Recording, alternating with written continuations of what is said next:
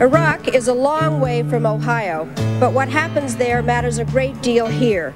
For the risk that the leaders of a rogue state will use nuclear, chemical, or biological weapons against us or our allies is the greatest security threat we face.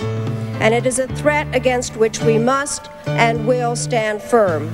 Or we take some ambiguous third route, which gives him yet more opportunities to develop this program of weapons of mass destruction and continue to press for the release of the sanctions and continue to ignore the solemn commitments that he made.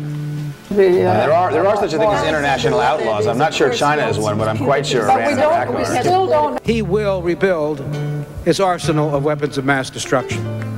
And someday, some way, I am certain he will use that arsenal again, as he has 10 times since 1983. Saddam Hussein certainly has chemical and biological weapons. There's no question about that. There is unmistakable evidence that Saddam Hussein is working aggressively to develop nuclear weapons and will likely have nuclear weapons within the next 5 years. We also should remember we have always underestimated the progress that Saddam Hussein has been able to make in the development of weapons of mass destruction.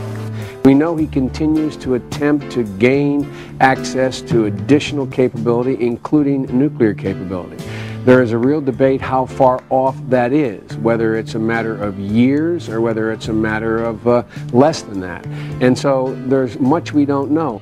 Saddam Hussein, in effect, has thumbed his nose at the world community. And I think that the President is approaching this in the right fashion. Do you believe we could have disarmament without regime change? I doubt it. I can support the President. I can support an action against Saddam Hussein because I think it's in the long-term interests of our national security.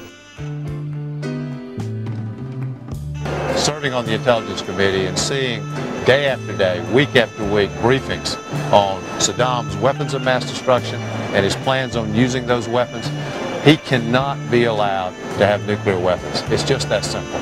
Bill, I support the President's efforts to disarm Saddam Hussein. I think he was right on in his speech tonight. The lessons we learned following September the 11th were that we can't wait to be attacked again, particularly when it involves weapons of mass destruction. So, regrettably, Saddam has not done the right thing, which is to disarm, and we're left with no alternative but to take action.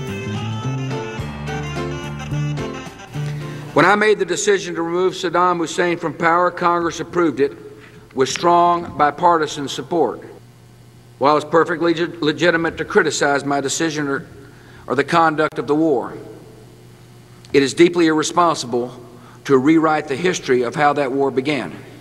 These critics are fully aware that a bipartisan Senate investigation found no evidence of political pressure to change the intelligence community's judgments related to Iraq's weapons programs.